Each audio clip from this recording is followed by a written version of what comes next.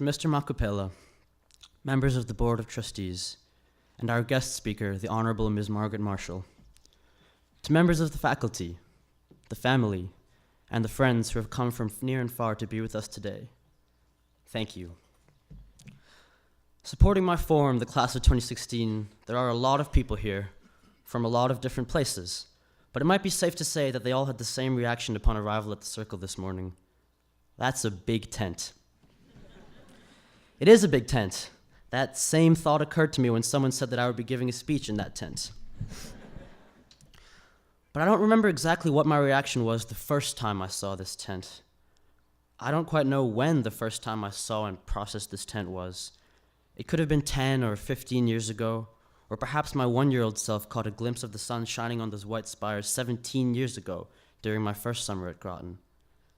Whenever the first time I noticed it was, I have seen it rise, fill, and fall many times since then. Throughout the different stages of my life, it has arrived every June without fail. Once I was a small child walking under it and staring up at the wide expanse of canvas. Once I was a 5th grader, scurrying around the edges of it with the other faculty children, before being told that the Prize Day ceremony was neither the time nor place for a water gun fight. Once I was a 3rd former, sneaking up to the piano with Parker Banks the day before Prize Day to play some blues riffs on the loudspeaker system before bolting when the organist Mr. Hampson turned and saw us. Once I was a 5th former, playing tent ball, a game in which we skim a bright green tennis ball over the peaks of the tent, almost as if trying to gauge the size and nature of this great white apparition that comes every year and takes our prefects when it goes. Now, I am a senior. Now we are seniors. As our story at Groton comes to a close, I wish I could tell it in completeness. I wish I could wrap it up with black and red ribbon and present it to you, to all of you, perhaps with a piece of parting advice in a wax-sealed envelope. But our story cannot be captured like that. It's large and colorful and murky and in some places deeper than I alone could understand or hope to speak of. Still, as I said in my chapel talk, I believe that every story is in essence made up of the ways in which people care about each other, and our time at Groton is no exception. So the best that I can do is to present some stories that show the different type of connections that we have made here. For younger formers, here are the different types of people that have come into our lives and will come into yours. Perhaps some of them already have. And by telling their stories, I can at the very least provide glimpses of where we've been and who we are. The first is the one who is as ridiculous as you are. Imagine the most insignificant and basic of pets. Imagine one pet that a parent would buy just to stop their kids temporarily from begging for a dog. The key word is temporarily because most varieties of the pet in question have an average lifespan of only a couple years. The pet I speak of is the fish. Not the exotic fish that comes in a large aquarium tank in a room with a dartboard and a pool table. I mean the small, freshwater fish that you might win in a fist-sized plastic bag at a carnival. One day, in 3rd form, future senior prefect Jack Fitzpatrick made one of the crucial steps towards his public perception as a true leader when he brought a small fish into Viakov's dormitory and declared it our fish. This was exciting. We had a mascot, a symbol, a mystical being to watch over us in the course of our turbulent freshman lives. Naturally, when presented with such a reverential being, we had to give it a suitable name. So we did. J'envoie Chenene.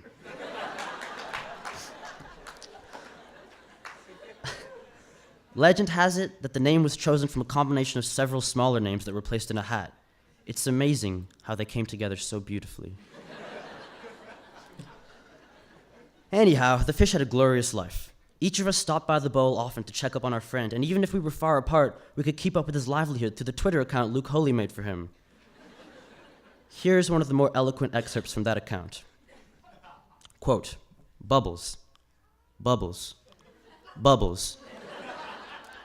Hashtag bubbles. End quote. But you know what they say about all good things, and Chenene did perish. Possibly a bit earlier than his expected lifespan would have predicted, pet care was not one of our strongest collective traits.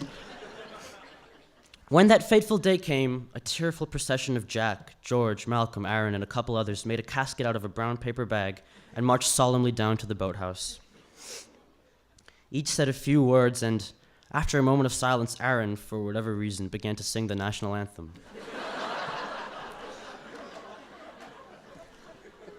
All joined in rousingly, and at the end, J'envoie Chenene was lowered into the waters of the Nashua River. Only a certain type of goofy people could turn the life and death of a tiny fish into some of the most vivid memories of third form year. The second type of person is the one who never fails to make you laugh. It was the annual high school squash nationals down in Philadelphia, and I was devastated.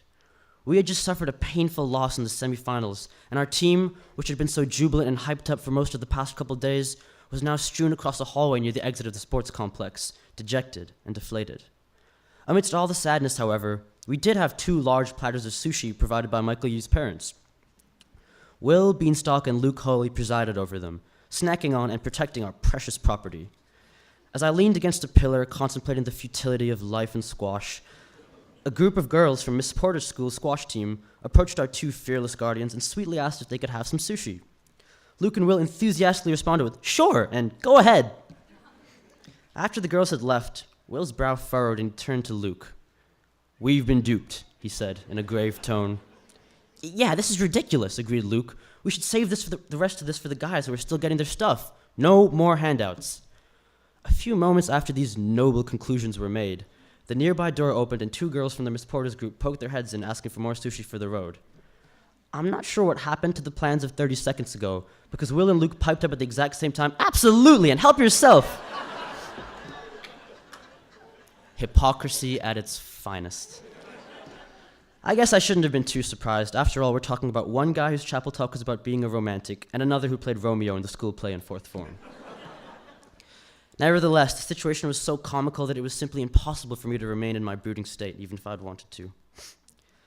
The third type of person is the one who will lose with you in style. You might often find this person in the wee hours of the morning not writing your research paper with you, but the scene I've chosen took place on one of those fresh spring evenings in the heart of the Groton Evening Softball League season. Our team was called the One-Hit Wonders, because for one thing, it was a decent baseball pun, and for another, we sincerely only wanted 1 win from that season. Despite our penchant for setting realistic goals, on this particular night, our hopes were high. We were playing the Alaskan bullworms, and the word on the street was that they could quite possibly be as bad as we were. So we donned our green and mustard colors and raced out into the circle in pursuit of that one elusive, crucial W. Most of the game was uneventful. The score went back and forth until we arrived at the bottom of the last inning down by a few runs. We put up a tremendous rally until we came within 1 run with 1 out left to give. Zamoyni, Z Money McMillan, kept the hope alive when he got to first base. Sophie DeCaro was next up to bat and watched 2 pitches before absolutely jacking one into deep left field. When I say this ball was gone, I mean gone. She could have run 2 inside the park home runs before they threw it back. Our team was ecstatic. We jumped around, whooping and cheering as Zamoyni and Sophie rounded the bases. We were seconds away from improbable victory when one of the most infamous moments in GESL history happened. Just after rounding third base, Zamoyni suddenly, inexplicably, turned on his heels, put his head down, and charged in the opposite direction around the bases. A startled Sophie waved her hands frantically but had to turn around as the base runner ahead of her came charging backwards. Our celebratory shouts turned to cries of confusion and horror as the ball slowly but surely made its way back to the infield, where the 2 of them were stranded between bases and tagged out to end the game. To this day, I have never laughed so hard. I collapsed to the ground, gasping for air, and I think I saw the notoriously calm and collected Allie Banks down there, too. Later, when asked about the run, Zamoyni explained that all he had heard were our excited cries of "Go home."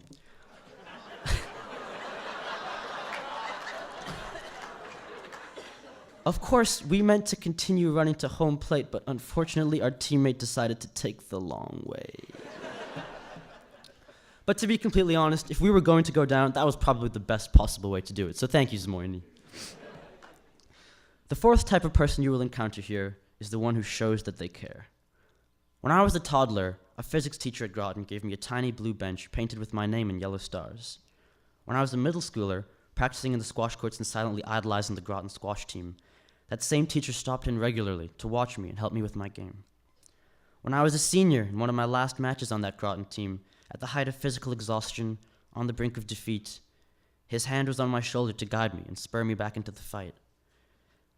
I'm a faculty child, so you could say it's unique, but I can speak confidently for the form of 2016 when I say that we have all had those figures. As students at any school, it can be easy to think that adults on campus are removed from our lives. Looking back on 5 years, the opposite is true. They shape us. Whether it is the advisor who gives you a book and a piece of soccer swag every year, the band leader who shows you how to fall in love with jazz, the admissions officer who takes you to one of his basketball games, or the Latin teacher that hugs you after you get dumped by a girl in her dorm. We have all been touched by faculty and staff who care about us. Now, I've only mentioned a handful of the types of relationships created during my time here. For the younger students, what the other kind of connections are is for you to find out. I wish you the best as you do. As for us, the end of our chapter here has arrived. The last words of Herman Melville's novel Moby Dick are as follows. And the great shroud of the sea rolled on as it rolled 5,000 years ago. Like I said before, I've seen this tent rise, fill, and fall many times, and I have no doubt that it will continue to do so long after we are gone from here. And it's a scary thought, the notion that time will leave us behind. I think that each of us, to some extent, feels a need to make an impact, to be great. Every second former watching the schoolhouse clock from their wooden desk at study hall. Every third former pacing their half-walled space. Every fourth former slinking back from the end of the 15. Every fifth former gazing up from a stack of books at the moon over the circle. We all at times feel constrained by where we are and yearn to make our mark, and prove that we are greater than whatever anyone thinks of us or makes of us in this very moment. We like to look back at our time and think, what have I done to be remembered by? Standing here, amidst my form mates, I have no idea what life has in store for us after this. I do know that as far as the deeds we've done, we have won and lost at Groton over and over again. And we will most likely win and lose over and over again wherever we go. But our time here has been defined by stories like the one I shared today.